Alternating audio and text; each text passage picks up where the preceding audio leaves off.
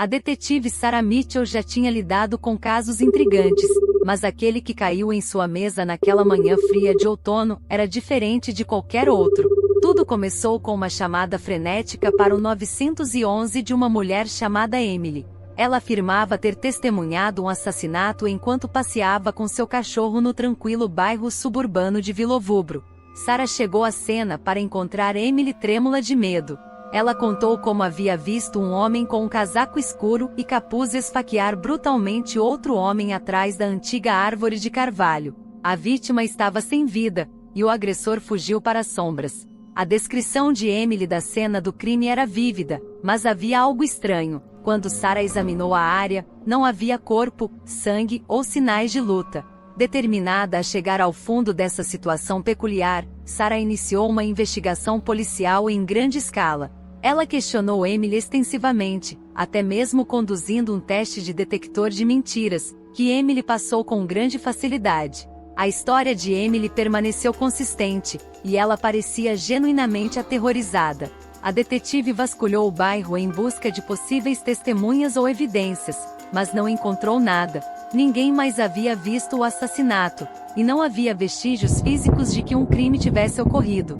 Sarah não pôde deixar de se perguntar se Emily havia alucinado ou inventado toda a história. À medida que os dias se transformaram em semanas, o caso ficou mais frio, e Sarah relutantemente o arquivou como não resolvido. Mas, justo quando estava prestes a desistir, uma descoberta veio na forma de uma ligação telefônica de um detetive aposentado chamado Richard Turner. Ele afirmava ter informações sobre um caso semelhante que ocorreu anos atrás em uma cidade diferente.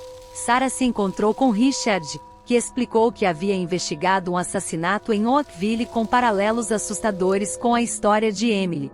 Naquele caso, uma testemunha havia relatado ter visto um assassinato, mas o corpo havia desaparecido sem deixar vestígios.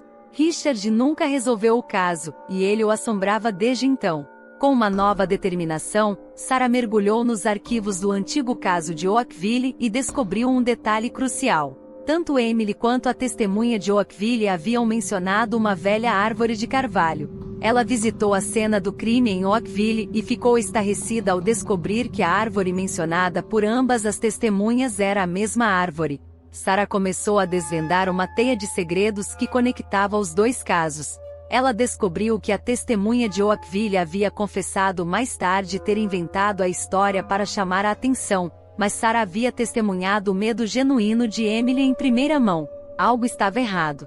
Sua investigação a levou a um botânico aposentado, Dr. Samuel Altorne, que tinha um hobby em comum de colecionar árvores raras em extinção. Sarah o confrontou sobre a velha árvore de carvalho, e para sua surpresa, ele confessou tê-la transplantado de Oakville para Villovubro, com a intenção de mantê-la a salvo de empreiteiros. Sarah percebeu que a visão de Emily não era uma invenção, era uma manipulação inteligente da realidade.